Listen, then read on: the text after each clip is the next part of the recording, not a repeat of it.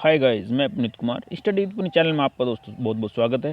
चलो गाइस, जैसा कि हम चल रहे थे भाई आपके लिए बीईओ टेस्ट सीरीज लेकर, ठीक है। तो बीईओ टेस्ट सीरीज के हमने 5 पार्ट यानी कि लगभग हर पार्ट में 50-50 क्वेश्चन, मतलब आपको 250 क्वेश्चन कवर करा दिए हैं। तो दोस्तों ये उसी सीरीज का आपका छठा पार्ट है, जो कि इसमें कि आपके बहुत ही शानदार क्वेश्चन होने वाले हैं, ठीक है। तो चलो साथियों, टाइम वेस्ट नहीं करते हैं और इस क्लास को स्टार्ट करते हैं। भाई देखो, पहला क्वेश्चन, भारत छोड़ो आंदोलन निम्नलिखित में से किन स्थानों पर अधिक प्रभावी था, ठीक है। यानी कि जो भारत छोड़ो आंदोलन था किन स्थानों पर, मिदनापुर, अमृतसर, बलिया, सूरत। दोस्तों इसे देखते हुए देखते हैं ऑप्शन भी क्या होते हैं। तो ऑप्शन जो होंगे इसका, एक तो मिदनापुर, ठीक है दोस्तों, मिदनापुर, और दूसरा होता आपका बलिया। इनमें जो है ना बहुत ज़्यादा प्रभावी था। कहाँ पर, मिदनापुर और बलिया में क्या था भाई हमारा प्रभावी, भारत छोड़ो आंदोलन, ठीक है दोस्तों। तो इसका आंसर क्या हो जाएगा, आंसर हो जाएगा इसका 1 और 2। क्लियर। चलिए नेक्स्ट चलते हैं भाई, अनुशीलन समिति, ठीक है दोस्तों। अनुशीलन समिति का गठन हुआ था भाई 1899 ईस्वी में, 1900 ईस्वी में, 1902 ईस्वी में, 1907 ईस्वी में। तो दोस्तों इसका जो गठन हुआ था वो हुआ था आपका कब, 1907 ईस्वी में। कब हुआ था इसका गठन, 1907 ईस्वी में, ठीक है। नेक्स्ट चलते हैं, दिल्ली के लाल किला, लाल किले में आज़ाद हिंद फौज के मुकदमे के बचाव पक्ष के प्रमुख वकील कौन थे। देखो कितना शानदार क्वेश्चन है कि दिल्ली में जो लाल किले में आज़ाद हिंद फौज थी उसके मुकदमे के बचाव पक्ष के प्रमुख वकील कौन थे, सी आर दास, MC सीतलवार, जवाहरलाल नेहरू, ये इनमें से कोई नहीं। तो दोस्तों आपको पता होना चाहिए कि कौन थे इनमें से, तो फिलहाल कोई नहीं थे, ठीक है। कौन थे इनमें से, कोई नहीं। नेक्स्ट चलते हैं भाई, 18वीं सदी के अंत तक भारत के किस भाग में यूरोपीय ईसाई मिशनरी अधिक सक्रिय रहती, बंगाल और असम में, यूपी और बिहार में, गुजरात और महाराष्ट्र में, दक्षिण और भारत। देखो दोस्तों, अगर हम यूरोपीय ईसाई मिशनरी की अगर बात करें तो ज़्यादातर कहाँ थी, बंगाल और असम में, सॉरी बंगाल और असम में नहीं भाई, दक्षिण भारत में, ठीक है। कहाँ पर अधिक सक्रिय रहती, दक्षिण भारत में, ठीक है साथियों। नेक्स्ट चलते हैं अभी, सूची फर्स्ट, जिला और लिंगानुपात, ठीक है। उनके जिले दिए हैं और उनके लिंगानुपात, उसका हमें इनसे मिलान करना है दोस्तों। अगर हम मिलान की बात कर लेते हैं, चलो लखनऊ का कितना था साथियों, लखनऊ का होता था आपका लिंगानुपात 917, ठीक है। कुशीनगर की अगर मैं बात करूं तो कुशीनगर का था 961, देवरिया, ठीक है, देवरिया का था दोस्तों 1017 और जौनपुर का था 1024। तो ये था हमारा लिंग अनुपात। क्लियर साथियों। नेक्स्ट यानी कि इसका आंसर आएगा भाई, सॉरी भाई इसमें 2 ही ऑप्शन है, ये 4, 1, 2, 3, ठीक है। नेक्स्ट, निम्नलिखित में से उत्तर प्रदेश के किस जिले में महिला साक्षरता सबसे अधिक है, ठीक है। महिला साक्षरता की बात चल रही है, यानी कि उत्तर प्रदेश के कौन सा जिला है जिसमें महिला साक्षरता सबसे अधिक है, सोनभद्र, बाराबंकी, चित्रकूट या हरदोई। तो दोस्तों इसकी अगर हम बात करें, इसका आंसर होगा आपका हरदोई। हरदोई में क्या है, महिला साक्षरता सबसे अधिक है, ठीक है। नेक्स्ट चलते हैं भाई, कौन सा कथन सही नहीं है, यानी कि उत्तर प्रदेश के 4 कथन दिए भाई, इसे हम देख लेते हैं। उत्तर प्रदेश में अनुसूचित जातियों की जनसंख्या प्रदेश की कुल जनसंख्या के 16.6% है। देश में प्रतिशत की दृष्टि से सबसे अधिक अनुसूचित जाति की जनसंख्या पंजाब में निवास करती है। प्रदेश में सबसे कम अनुसूचित जाति की जनसंख्या वाला जिला बागपत है, बिल्कुल सही है। उत्तर प्रदेश में अनुसूचित जाति की सर्वाधिक जनसंख्या प्रतिशत वाला जिला कौशाम्बी है, ये भी सही है भाई, और ये पंजाब में निवास करती है। इसका जो ए है ये आपका गलत है, यानी कि ये आंसर हमारा होगा ए पार्ट, ठीक है। नेक्स्ट चलते हैं, निम्नलिखित में से उत्तर प्रदेश का कौन सा जिला सबसे अधिक नगरीकृत है, यानी कि उत्तर प्रदेश का ऐसा कौन सा जिला है जो सबसे अधिक नगरीकृत है। तो दोस्तों इसकी बात कर लेते हैं, इलाहाबाद, जालौन, फर्रुखाबाद या हमीरपुर। तो दोस्तों ये जो है ये है आपका कौन सा, जालौन। कौन सा जिला है, जालौन। प्रतिशत की दृष्टि से उत्तर प्रदेश के किस जिले में सबसे अधिक हिंदू आबादी निवास करती है, यानी कि उत्तर प्रदेश की ऐसा कौन सा जिला है जिसमें सबसे अधिक हिंदू आबादी निवास करती है। 110 का ऑप्शन दोस्तों, गाजियाबाद, झांसी, आगरा, चित्रकूट। तो दोस्तों ये है आपका सी ऑप्शन, कौन सा है, चित्रकूट, ठीक है। नेक्स्ट चलते हैं भाई, अंतर्राष्ट्रीय जैव विविधता दिवस 2019 की थीम क्या थी, यानी कि जो अंतर्राष्ट्रीय जैव विविधता दिवस बनाया गया था 2019, उसकी थीम क्या थी, ठीक है दोस्तों। इसकी बात कर लेते हैं, हमारी जैव विविधता हमारा खाद्य हमारा स्वास्थ्य, हमारी जैव विविधता हमारा स्वास्थ्य हमारा भविष्य, जल और जैव विविधता निरंतर विकास के लिए जैव विविधता। तो दोस्तों इसकी जो स्पीच थी, यानी कि इसकी जो थीम थी वो थी आपकी ये, हमारी जैव विविधता हमारा खाद्य हमारा स्वास्थ्य, यानी कि ऑप्शन नंबर ए। नेक्स्ट चलते हैं भाई, किस राज्य सरकार ने हाल ही में आपकी बेटी योजना के तहत स्कूली छात्राओं को मिलने वाली वित्तीय सहायता को बढ़ा दिया है, ठीक है। यानी कि आपकी बेटी योजना कहने का मतलब यही है किस राज्य सरकार की, पहले बिहार सरकार, ठीक है, राजस्थान सरकार, गुजरात सरकार, मध्य प्रदेश सरकार। तो दोस्तों ये जो है आपकी ये है मध्य प्रदेश सरकार, सॉरी राजस्थान सरकार की। किसकी है ये? राजस्थान सरकार की, ऑप्शन नंबर सी। नेक्स्ट, निम्नलिखित में से किस शहर को हाल ही में विश्व का सबसे दक्षिण में स्थित शहर घोषित किया गया है? चिली, पेतरो विलियम्स, हनोई, गोनार्डो लिविसिंकी। तो दोस्तों इसका जो ये बिल्कुल दक्षिणतम जो शहर, बहुत अच्छा क्वेश्चन है, ठीक है। दक्षिणतम जो शहर घोषित किया गया है, ये सबसे दक्षिणतम शहर घोषित किया गया है वो है आपका सी, पुर्तो विलियम्स, ठीक है। ये दक्षिणतम शहर घोषित किया गया है विश्व का, ठीक है। नेक्स्ट क्वेश्चन, भारतीय वायुसेना ने सुखोई 30 MKI लड़ाकू विमान के जरिए 22 मई 2019 को किस मिसाइल के एयर वर्जन का सफल परीक्षण किया था? यानी कि कौन सी मिसाइल थी जिसका सफल परीक्षण इन्होंने किया था? तो दोस्तों इसकी बात कर लेते हैं, ब्रह्मोस मिसाइल, धनुष मिसाइल, नाग मिसाइल या त्रिशूल मिसाइल। तो दोस्तों ये जो थी आपकी ये थी भाई कौन सी missile? BrahMos missile, option number A. Next चलते हैं भाई, हाल ही में दक्षिण कोरिया के खिलाफ 3 मैचों की श्रृंखला में दूसरे मैच के मैदान पर उतरते ही किस भारतीय महिला हॉकी खिलाड़ी ने अपने 150 अंतर्राष्ट्रीय मैच पूरे कर लिए थे? सुनील लाक्रा, रानी रामपाल, ठीक है, गुरजीत कौर, सुमन बाला। तो दोस्तों ये थी आपके सुनील लाक्रा, ठीक है। इन्होंने 150 मैच आपके पूरे कर लिए थे, ठीक है। चलिए, निम्नलिखित प्रधानमंत्री किसान सम्मान निधि योजना यानी कि PM किसान योजना के बारे में सही नीति नहीं है। इस योजना की शुरुआत 24 फरवरी 2019 को उत्तर प्रदेश के लखनऊ में हुई थी, ठीक है। यह बात हम कर लेते हैं भाई। चलो, यह योजना पूर्णतः केंद्र पोषित योजना के रूप में लागू की गई है, सही है। यह योजना के लिए केवल लघु एवं सीमांत कृषक परिवार ही पात्र हैं, सही है। इस योजना से जुड़े प्रत्येक परिवार को प्रतिवर्ष 6,000 रुपये की आर्थिक सहायता दी जाएगी, बिल्कुल सही है। यानी कि इसका जो ऑप्शन है आपका ए, ये आपका गलत है। 24 फरवरी 2019 को लागू उत्तर प्रदेश के लखनऊ से की गई थी, ठीक है, ये गलत है आपका। नेक्स्ट चलते हैं, निम्न में से कौन सा युग भारत में शीर्ष मत्स्योत्पादक वाला है? यानी कि जहाँ पर सबसे ज़्यादा मत्स्योत्पादक होता है, ठीक है। तो हम इसकी बात कर लेते हैं भाई। चलो, अच्छा दोस्तों एक मिनट, हाँ ठीक है, निम्न में कौन सा सबसे मत्स्योत्पादक वाला देश है वाला है, ठीक है, भारत में शीर्ष, यानी कि जहाँ पर शीर्ष मत्स्योत्पादक होता है? पश्चिम बंगाल, गुजरात, केरल, आंध्र प्रदेश, गुजरात, तमिलनाडु, तमिलनाडु, आंध्र प्रदेश, पश्चिम बंगाल, आंध्र प्रदेश आपका पश्चिम बंगाल, गुजरात। तो दोस्तों ये है आपका आंध्र प्रदेश, पश्चिम बंगाल और गुजरात, ये तीनों है। 117 क्वेश्चन भाई, इसे भी देख लेते हैं आप। निम्नलिखित में भारत के किन राज्यों ने संस्कृत, ठीक है ध्यान देना,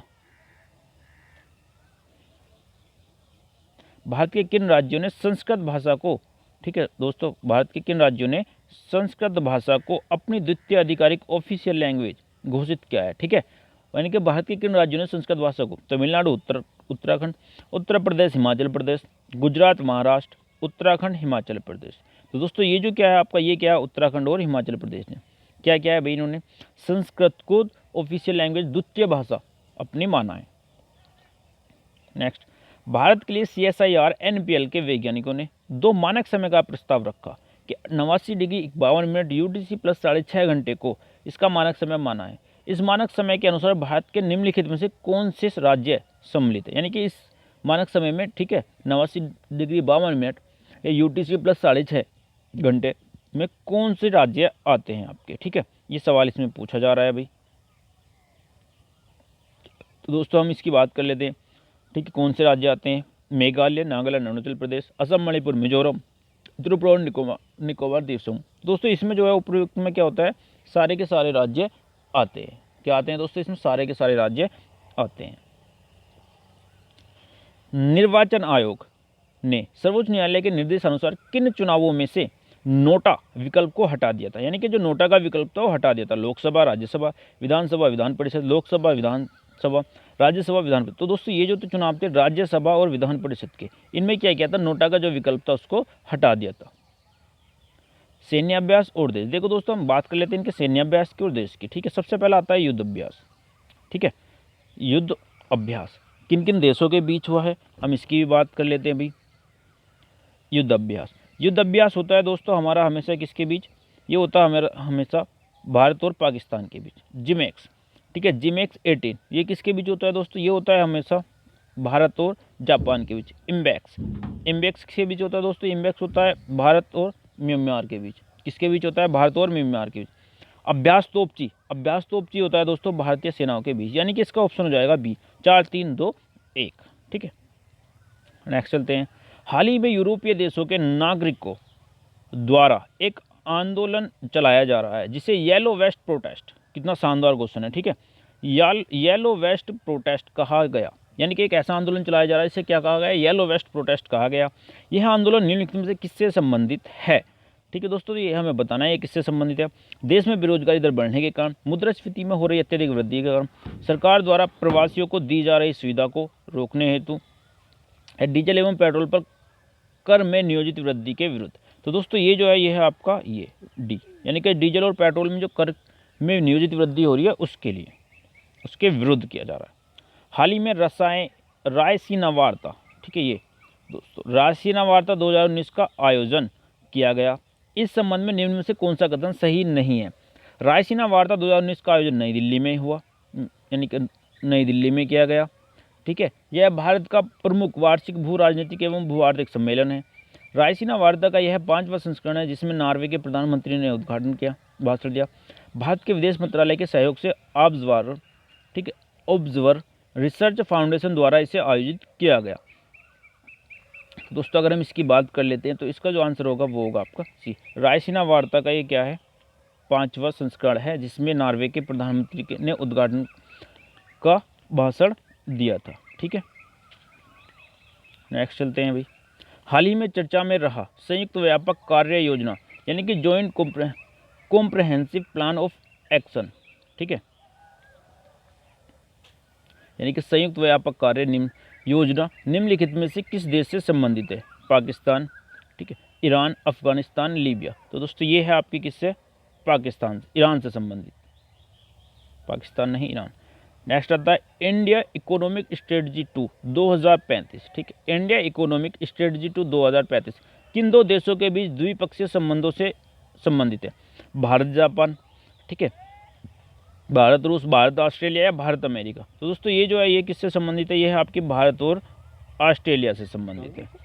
ठीक है, नेक्स्ट आता है आपका हाल ही में सुर्खियों में रहा एशिया री इंश्योरेंस इनिशिएटिव एक्ट, एशिया री इंश्योरेंस, ठीक है, री इंश्योरेंस इनिशिएटिव एक्ट एरिया संबंधित है।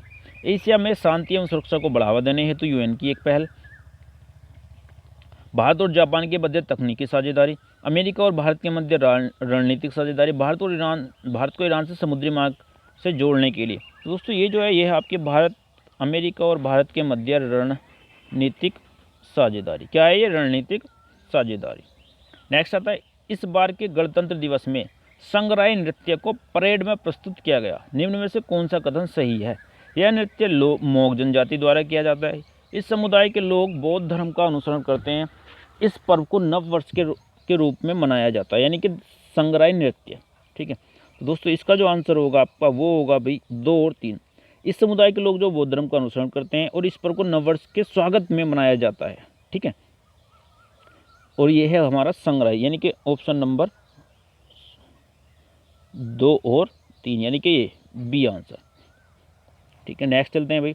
भारत का 49वां अंतर्राष्ट्रीय फिल्म महोत्सव बारे में सही है, यानी कि जो फिल्म महोत्सव होता है उसके बारे में क्या कथन सही है? इस महोत्सव का मुख्य विषय सिनेमा की खुशी फैलाव था।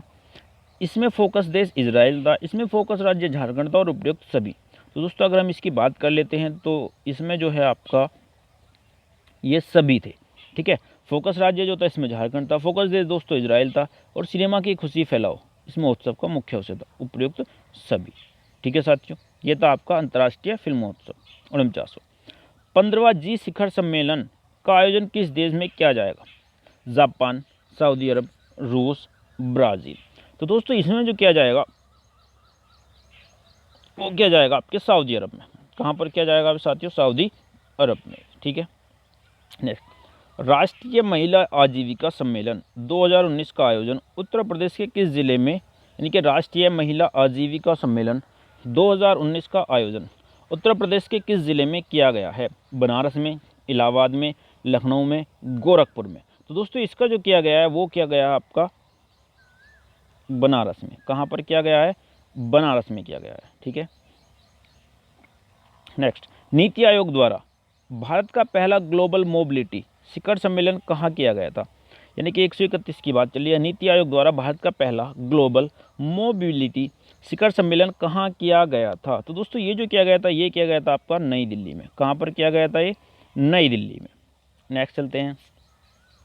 निम्नलिखित में से कौन द एक्सीडेंटल प्राइम मिनिस्टर नामक पुस्तक के लेखक है? यानी कि दो एक्सीडेंटल प्राइम मिनिस्टर जो पुस्तक आई थी उसकी लेखक कौन है? प्रशांत झा, संजय बारू, ठीक है दोस्तों, रघुराम राजन, नमिता गोखले। तो ये हैं दोस्तों हमारे कौन? संजय बारू, ऑप्शन नंबर सी। नेक्स्ट चलते हैं अभी। सामान्य श्रेणी के आर्थिक रूप से कमजोर लोगों के लिए सरकारी नौकरियों और शैक्षणिक क्षेत्र में 10% आरक्षण देने वाला देश का पहला राज्य कौन है? उत्तर प्रदेश, गुजरात, राजस्थान, बिहार। तो दोस्तों ये है आपका गुजरात। कौन सा राज्य है? गुजरात। नेक्स्ट, निम्नलिखित में से कौन सा देश हाफमैन कप 2019 का विजेता है, जिसका आयोजन 5 जनवरी 2019 को ऑस्ट्रेलिया में किया गया था? यानी कि जो हाफमैन कप है, ठीक है, उसकी बात चल रही है। हाफमैन कप 2019 का विजेता कौन है? भाई ऑप्शन है A Germany, Switzerland, America, Australia. तो दोस्तों इसका जो आंसर आएगा, इसका आंसर आएगा स्विट्जरलैंड। कौन है? स्विट्जरलैंड इसके विजेता हैं हाफमैन कप के, ठीक है। अंतर्राष्ट्रीय ओलंपिक समिति IOC, ठीक है, इंटरनेशनल ओलंपिक कमेटी यानी कि IOC कार्यकारी बोर्ड ने वर्ष 2022 में बीजिंग में होने वाले शीतकालीन ओलंपिक खेलों में कितनी नई स्पर्धाओं को शामिल किया? यानी कि इसमें कितनी जो शीतकालीन ओलंपिक होंगे इसमें जो है नई स्पर्धाओं को शामिल, कितनी नई स्पर्धाएं इसमें शामिल की गई हैं? 5, 6, 7, 8। तो दोस्तों इसका आंसर होगा आपका 7।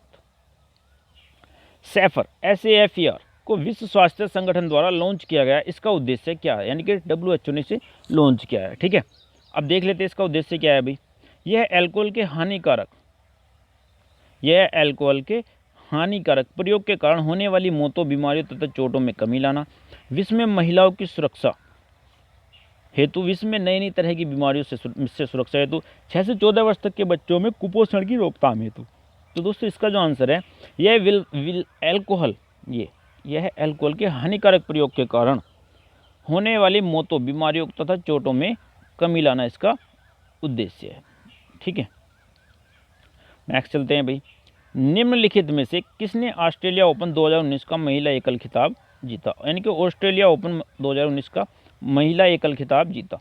समांथा स्टोसुर ने, ठीक है, Samantha Stosur, Naomi Osaka, Zhang Shuai, Timea Babos. तो दोस्तों ये जो है ये होगा आपका नाओमी ओसाका ने, ठीक है, नाओमी ओसाका ने। नेक्स्ट 138 क्वेश्चन देख लेते हैं अभी। फरवरी 2019 में जारी अंतर्राष्ट्रीय बौद्धिक संपदा सूचकांक में भारत को कौन सा स्थान प्राप्त है? यानी कि जो फरवरी 2019 में जारी अंतर्राष्ट्रीय बौद्धिक संपदा सूचकांक हुआ उसमें भारत का स्थान कौन सा है? दोस्तों वो इसमें है भारत का स्थान 36वां। कौन सा स्थान है भाई? 36वां स्थान है। नेक्स्ट चलते हैं भाई। फरवरी 2019 में घोषित 91 ऑस्कर पुरस्कारों में किसे सर्वश्रेष्ठ फिल्म का पुरस्कार प्राप्त हुआ है? यानी कि सर्वश्रेष्ठ फिल्म का पुरस्कार है वो किसे प्राप्त हुआ है?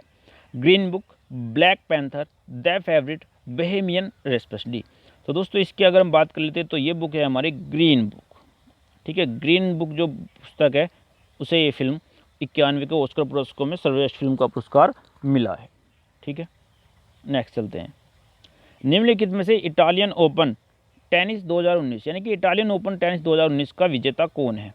ठीक है, इटालियन ओपन टेनिस 2019 का विजेता कौन है?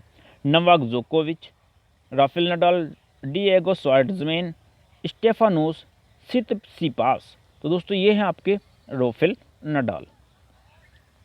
नेक्स्ट, निम्न में से किस देश ने प्रधानमंत्री नरेंद्र मोदी को अपने देश का सर्वोच्च सम्मान the order of Andrew the Apostle देने की घोषणा 2019 में की है? रूस ने, संयुक्त अरब अमीरात ने, जापान ने या इजराइल ने? तो दोस्तों ये जो है ना देश का सर्वोच्च सम्मान ये है हमारे रूस का। कौन से देश का है ये? रूस का। कौन सा सम्मान है ये? The order of Saint Andrew the Apostle, ठीक है, रूस ने दिया है। निम्न में से किस देश में अप्रैल 2019 में दुनिया के पहले संभावना मंत्रालय की शुरुआत हुई थी? यानी कि अप्रैल 2019 में 2019 के पहले संभावना मंत्रालय की शुरुआत की गई थी, ठीक है। किस देश में?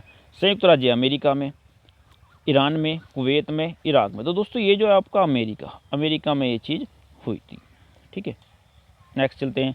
स्वच्छ सर्वेक्षण 2019 के बिहार के किस शहर को अंतिम स्थान प्राप्त हुआ है। यानी कि स्वच्छ सर्वेक्षण 2019 है कि बिहार के किस शहर को, ठीक है, अंतिम स्थान प्राप्त हुआ है। तो दोस्तों वो है पटना, आरा, भागलपुर, सहरसा। तो दोस्तों वो है आपका सहरसा। नेक्स्ट 144 को देख लेते हैं भाई। निम्नलिखित में से किस देश के 22वें राष्ट्रमंडल खेल 2022, ठीक है, यानी कि 22वें राष्ट्रमंडल खेल 2022 का आयोजन किया जाएगा? Australia, Bharat, England, Japan. तो दोस्तों ये किया जाएगा इंग्लैंड में। कौन सी खेल हैं? 22वें राष्ट्रमंडल खेल कब होंगे? 2022 में। ठीक है, नेक्स्ट चलते हैं। 106वीं, ठीक है, 145वीं की बात चल रही है। 106वीं भारतीय विज्ञान कांग्रेस का मुख्य विषय क्या था? यानी कि जो 106वीं भारतीय विज्ञान कांग्रेस का मुख्य विषय क्या था? 21वीं सदी का भारत विज्ञान एवं प्रौद्योगिकी, उज्ज्वल भारत विज्ञान एवं प्रौद्योगिकी, भविष्य का भारत विज्ञान एवं प्रौद्योगिकी, भारत का उज्ज्वल भविष्य विज्ञान एवं प्रौद्योगिकी। तो दोस्तों इसका जो आंसर है वो होगा सी, भविष्य का भारत विज्ञान एवं प्रौद्योगिकी। यानी कि भविष्य का जो भारत है वो क्या है? विज्ञान एवं प्रौद्योगिकी है। नेक्स्ट है विश्व प्रसन्नता रिपोर्ट 2019 में ब्रिक्स देशों में से सर्वाधिक उच्च रैंकिंग किसकी है? यानी कि जो विश्व, ठीक है, जो दोस्तों विश्व प्रसन्नता रिपोर्ट 2019 है, ठीक है, ब्रिक्स देशों में से सर्वाधिक उच्च रैंकिंग किसकी है? तो ब्राज़ील, चीन, रूस, भारत। तो दोस्तों वो है आपकी ब्रिक्स में ब्राज़ील की। किसकी है रैंकिंग? ब्राज़ील की। नेक्स्ट देश और राष्ट्र प्रमुख, ठीक है दोस्तों, देश और ये उनके राष्ट्र प्रमुख, हम इनकी बात कर लेते हैं भाई। थोड़ी सी शानदार क्वेश्चन है। मालदीव, दोस्तों मालदीव का जो वो है आपके इब्राहिम सोली। इनके जो प्रमुख राष्ट्र प्रमुख कौन है मालदीव के? इब्राहिम सोली। यूक्रेन का है दोस्तों वोलोदिमीर जेलेंस्की। दक्षिण अफ्रीका है दोस्तों सील रामफोसा। और मलेशिया का है दोस्तों महाथिर मोहम्मद। मलेशिया का यानी कि 4 3 2 1, ऑप्शन नंबर बी। ठीक है, नेक्स्ट चलते हैं। अमेरिकी research agency new research centre की मार्च 2019 में आई रिपोर्ट के अनुसार किस देश की जनसंख्या में अप्रवासियों का प्रतिशत सबसे ज़्यादा है? ए संयुक्त अरब अमीरात, कुवैत, बहरीन या स्विट्जरलैंड। तो दोस्तों ये जो है आपका संयुक्त अरब अमीरात, इसमें सबसे ज़्यादा अप्रवासियों का प्रतिशत सबसे ज़्यादा है। ठीक है, नेक्स्ट चलते हैं भाई। भारतीय वायुसेना को मई 2019 में पहला लड़ाकू हेलीकॉप्टर अपाचे मिल गया। ठीक है, यानी कि पहला लड़ाकू हेलीकॉप्टर कौन सा था? ये अपाचे मिल गया है। भारत यह हेलीकॉप्टर किस देश से ले रहा है? यानी कि जो भारत है वो यह हेलीकॉप्टर किस देश से ले रहा है? रूस, फ्रांस, जर्मनी, अमेरिका। तो दोस्तों वो किससे ले रहा है? वो ले रहा है आपके अमेरिका से। कौन से देश से ले रहा है? वो अमेरिका से। ठीक है, नेक्स्ट। हाल ही में किस देश ने भारत को दी जाहिर जेनरलाइज सिस्टम ऑफ प्रेफरेंसेस को समाप्त कर दिया? यानी कि जो ये प्रेफरेंस दी जा रही थी, ठीक है, भारत को, वो किसने समाप्त किया? यूनाइटेड किंगडम, अमेरिका, ठीक है, चीन, यूरोपीय संघ। तो दोस्तों ये जो क्या है, ये किसने किया है? संयुक्त राज्य अमेरिका ने किया है। क्लियर? तो दोस्तों ये थे आपके 49 यानी कि 49 क्वेश्चन। कितने क्वेश्चन थे दोस्तों? ये थे आपके 49 क्वेश्चन। और मैं उम्मीद करता हूँ कि ये क्वेश्चन आपको दोस्तों पसंद आएंगे। और साथ ही साथ साथियों, अगर ये वीडियो आपको अच्छा लगता है तो आप प्लीज़ ज़्यादा से ज़्यादा लाइक करने की कोशिश करो और ज़्यादा से ज़्यादा वीडियो, क्योंकि ये क्वेश्चन जो है ना आपकी BEO जो एग्ज़ाम है उसके लिए इतने हेल्पफुल होने वाले हैं कि शायद आप भी नहीं सोचोगे कि कहाँ से ये क्वेश्चन है, क्योंकि इतने शानदार क्वेश्चन है, ये बहुत ही ज़बरदस्त क्वेश्चन है। ठीक है दोस्तों, चलो फिर नेक्स्ट वीडियो में मिलते हैं भाई अगले टेस्ट के साथ।